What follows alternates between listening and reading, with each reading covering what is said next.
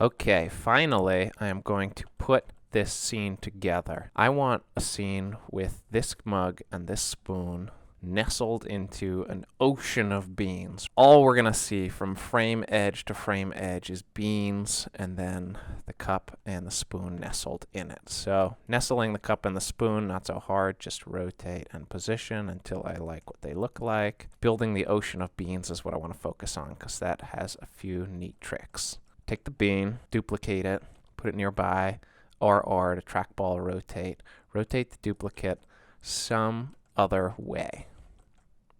Grab the original bean again, Alt-D, position nearby, RR, rotate some other way.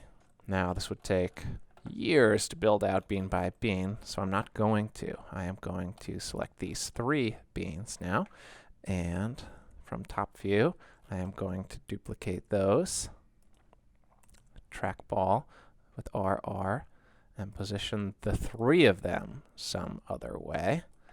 Then I'm going to take the 6 of these, Alt-D, trackball, and I'm going to position the 6 of these some other way. You see how this builds outward? It isn't long before I have a never-repeating collection of beans that fills the frame. Now there's a limit to how much you can do this.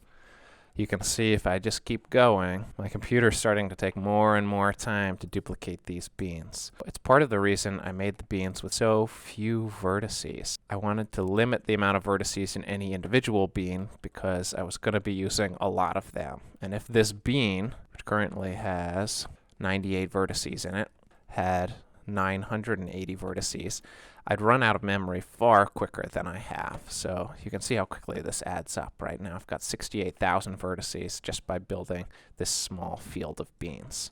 Okay, a couple tricks.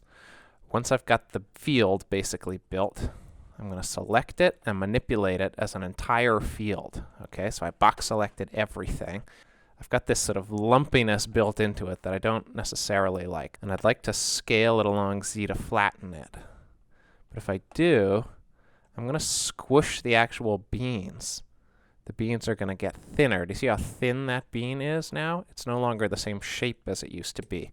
Really, I just want to bring the position of these all together, which is what this button is for. Manipulate center points only. If I turn that on, now when I scale, I'm going to come into front view orthographic so you can see this really easily.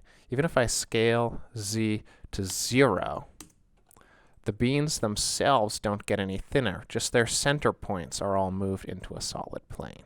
Without this turned on, scale Z to 0, and many of the beans get squashed completely flat, like that one in there. Not what I want. So manipulate center points only, and I'm going to scale Z, not quite to 0, but just flatter. I like a little undulation. And then I'm going to put my coffee cup in it. Once I'm done manipulating center points only, I turn it off. I'm going to put my coffee cup into this sea of beans. And my spoon. Check this out. I want to be able to now select this bean, rotate it or move it, and affect an area of beans around it. So what I'm going to do is I'm going to come here and turn on proportional editing. When I turn that on and grab a bean, notice how a little white circle forms around the selection. That white circle is the area of influence of my proportional editing. I'm not just editing the bean I have selected, I'm also editing the beans nearby. And notice this in top view. If I roll my mouse wheel down or up, I change the size of that circle of influence. And when I grab, notice how I'm moving beans closer to my selection more than beans further away. So beans out here are moving just a little bit, whereas beans closer in are moving almost as much as the actual selection. That's because of this button right next door, the fall off type. Right now I have this smooth fall off. That's the selection, and then further and further away I have more and more fall off. Compare it to constant fall off. Everything within the circle moves identically, right? A very different type of fall off. For what I'm doing, I like smooth fall off because I am going to be Jesus-y, making little mounds and depressions of beans, right? I want some of these beans around the spoon to be lower, and some of these beans around the coffee cup to be higher up, so that they are buried around us. See how I can manipulate many, many objects at the same time with proportional editing? All right, I'm just going to keep working at this until I end up with a field of beans that fills the frame in a way that I find pleasing to the eye. Now that is cool. All right, see how this is vaguely rectangular shaped, roughly in the proportions of a 16 by 9 rectangle? That's because I only put beans as far out as I needed to fill the rectangle of this 16 by 9 camera view. I put a camera in here so that I could learn where its frame edges ended, and then I filled out to those frame edges. And in some cases I went a little further beyond because I have this lamp in here that is just casting some morning light down onto the coffee cup, and I needed a few more beans mounted up high on this side to cast a shadow. But otherwise I put just what I needed to fill the frame and made this lumpy undulating surface, and thus completed my scene. If you want to go a little further, you can follow me down this road. I put a plane underneath it because without it, you can sort of see through the lumpiness. And I colored things. All I did was color them with flat colors. So the plane underneath is a very dark, dark, dark brown.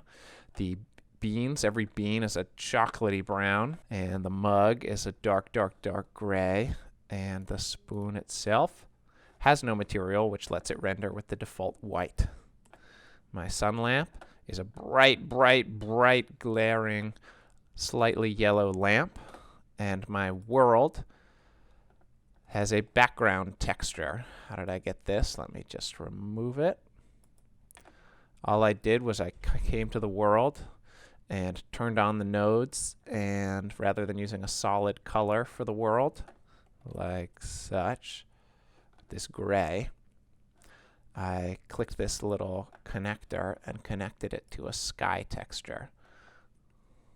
All right, I am done.